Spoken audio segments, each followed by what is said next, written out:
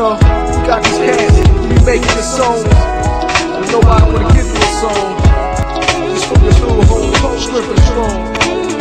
I don't know where to start. Dear God, please open my heart. Let me share with this world my art. This not no R.I.P. song. It's a trip into the spirit of rock. I still remember when you visit my block. I was a juvenile in '94. I was stuck in the war. Didn't know the meaning of life, but what I was breathing for. You gave your hand, you gave me the plan. Thug life worldwide with the span. That was your dream zone.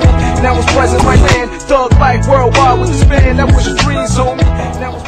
At the age of 3, I witnessed both of my parents get murdered in front of the block, and I remember I was doing good until the police rolled up and I ran in the store, and I remember I tried to hide my drugs. Doing house parties, I was going to clubs. I was very young at this time, but I started to make a name for myself in the streets. And I remember waiting in the room, and I was waiting for Pac. I was a young kid, about 13 years old. I just got shot by some gangsters in New York. Suge Knight had a little problem with these same called gangsters that did this to Tupac. Happened to be in Las Vegas, Nevada. He got into a fight with an individual.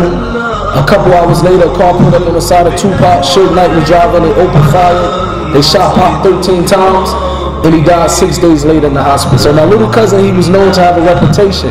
Even though he was around 15 years at this time, but he always carried a gun on him, and he was known to use that gun. He done it before and was high on drugs.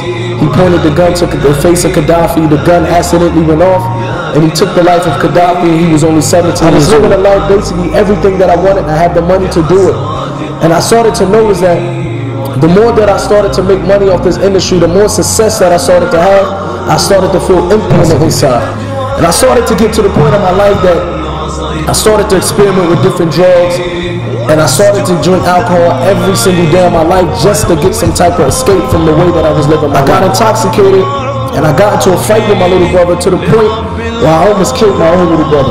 I had to send him to the hospital when he had to put staples in his head to put his hand on. When I got up in the mosque, I seen a sense of brotherhood, and I seen some type of seriousness that I didn't see in the streets, that I didn't see in the record companies, and I seen that the people they was real men, but they had a certain type of brotherhood, a certain type of respect for each other. They looked like they had some type of happiness and peace in their face. Not too far behind from the States.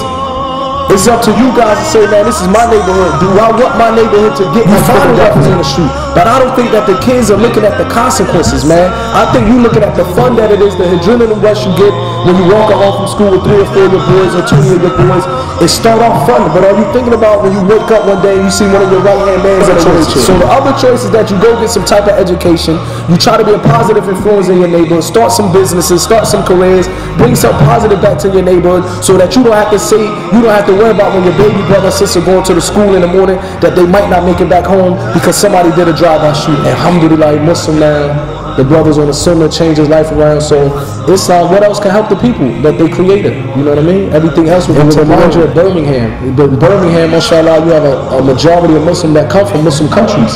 But if you go to Philadelphia, you will see Muslims that converted to the religion of Islam.